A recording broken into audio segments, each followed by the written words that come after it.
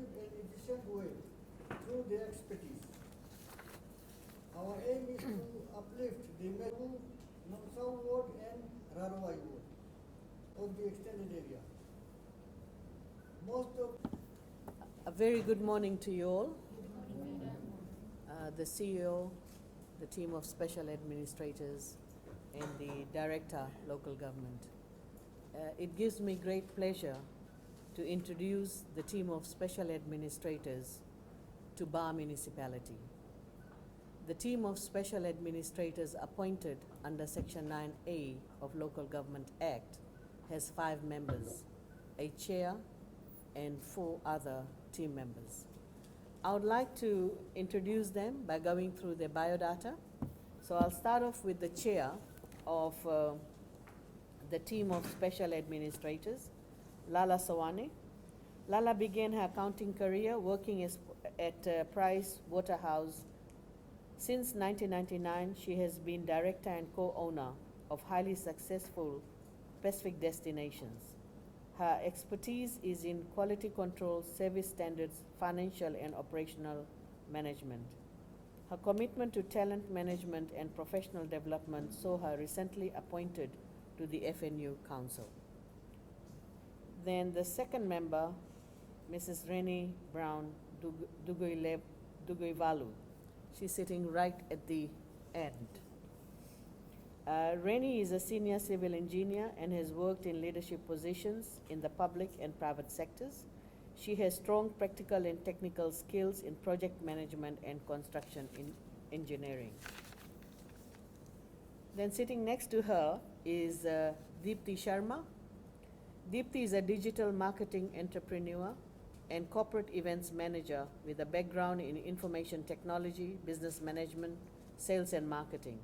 She is a passionate advocate for female entrepreneurship and community development with 13 years of professional management, 3 years as a business owner, and a philanthropy to stimulate the participation of Fijian women in business.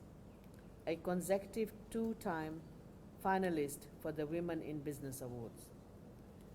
Unfortunately, Dr. Rohit Kishore could not make it. Rohit has a distinctive, long-standing career as a university academic combined with public and private sector experience. His studies and research cross economics, finance, urban economics, property valuation, and risk mitigation. And he has widely published in international journals and the media. He's currently director of the Executive MBA program and Associate Dean of Research for the College of Business, Hospitality and Tourism Studies at FNU. And finally, ladies and gentlemen, the acting chair, I would like to introduce you to Beatrice Nast. Beatrice is a director of Misovu Fiji Limited and has worked in leadership position in various private sectors in the tourism industry, beauty and spa industry, travel agency, and sales and online marketing. She has vast experience of over 30 years in human resource management, customer care experience, and currently the president at SOFTA and current vice president at SCAL International Fiji. So with much pleasure, ladies and gentlemen, I present to you the team of special administrators for Ba and Lautoka municipalities. Now, the team of special administrators come with the right skill set, and with their past experience and current experience, they'll be able to contribute a lot in the development of the 2 municipalities. We need their input in various areas. You and I, we understand that the municipal councils have been in place for many, many years, even before the 1972 Local Government Act came into place. Prior to the Local Government Act 1972, we used to operate municipal councils as council boards. And when the 1972 Local Government Act came into place, then the elections were held and the councillors were appointed. So that's what the situation was. We have seen how the municipal councils have grown in many other countries and the contribution they've been making to the economy. They're making a huge contribution to the economy. I wouldn't say the same for the municipal councils in Fiji, simply because we don't have the data to support that. We just don't have the data. And it simply means that we have to conduct our research to establish what is the contribution made by municipal council towards our GDP. We don't have that facts with us. So we have to get all that information. Similarly, we have to also work out the business community, and particularly how many small, micro, medium, and large businesses you have, and what kind of assistance micro and small businesses need. We have seen over the years that when people, they're given power, or they're given a position, or they're given an opportunity to make decision, somehow they feel that they are paramount, their decision counts, and no one else's. And they become really very, very bureaucratic. And this is the message I'm getting from the business community when it comes to the renewal of business licenses, and also putting in the application for new businesses. When they put in the application for a business license, they have to move around in circles to get the boxes ticked, and once all the boxes are ticked, then we very comfortably give them a business license. And all this takes about 104 days. Surely it shouldn't take this long to issue business license. So we don't have the right mentality here, because we want these businesses to operate in my town, in my city, and therefore I should go out of my way to ensure that they get the business license ASAP. We don't do that. We just leave it to them and say, okay, you go and get approval from this agency, you go and get approval from that agency, and sometimes when you look at the list, half of the things are not making sense. And finally, what I want to say is that we as municipal council should not allow other agencies or other organizations, which I would call are the enforcement agency, or they have to ensure that compliance are met, to piggyback on municipal council to get their job done. Why should we allow that? There is nowhere in the act written that we will only issue business license provided you get what? Clearance from National Fire Authority, clearance from OHS. Where does it say in the Local Government Act? Where does it say in the Business Licensing Act? Does it say anywhere? Then why have we created layers and layers of bureaucracy? Why have we done that? We have just done that because I don't know why we have just done that.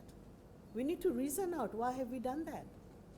So I think we need to change and go back to what the legislation says and not work in collusion with all other agencies and make their compliance easier because you are just holding on to the trump card, which is your business license. You get all the things done, then I'll issue you a business license. That's not how things should operate. So we need to move away from that and start focusing on the importance of businesses in our cities and towns. Having said that, equally important are the ratepayers. They're very important people. If the ratepayers are not there, the municipal council should not exist. As simple as that. And time and again, when you talk to the ratepayers, they feel so frustrated, so frustrated.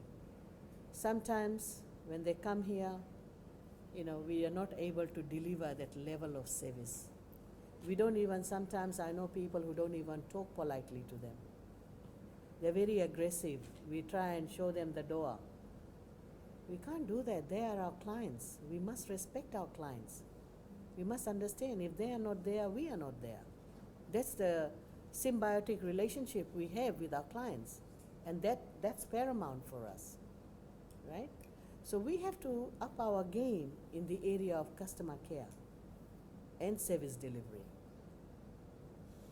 I have also seen over the years the municipal councils are evolving, but we're not evolving in the right direction, where we make right investments so that more revenue can come to the municipal council. We can grow our municipality. We're not evolving in that area. Most of the investments that we made in the past is what we have. And most municipalities have not added new investments. And this is what we need to do. We have to, again, start looking at how we can invest in different areas so that our revenue stream becomes better. And we just don't rely on ratepayers all the time to let the municipal council operate. We should not do that. Yeah? And finally, the final thing that I want to say is that as workers of any municipal councils, we cannot just sit in the comfort of our aircon office. We need to get out, interact with the business community. We need to interact with the ratepayers to understand what their concerns are, what are the issues or areas they appreciate, whatever we have done, they think that we have done a good job, and areas where they think it's an emerging issue and therefore we need to pay a lot of attention. We must always get this consultation going, get this information from our clients. It's very important. You ask any business person, they will tell you how important your clients are. It's the clients who set the direction and not the other way around. Just because you happen to be, the officials of municipal councils, that doesn't give you the right that you are above your clients. Yeah? So we must appreciate our clients and deliver as per their expectation. So anyway, ladies and gentlemen, I once again said to all of you, including the team of special administrators, that we have to get our focus right, and I know for sure that the team of administrators that I have appointed for the two municipalities will be able to add value to the work that you do. So I would like to thank the team of special administrators for accepting the offer and for taking this very, very challenging role. And once again, thank you so much. And encouraging words, and will assure that we'll be working together with the Board of Special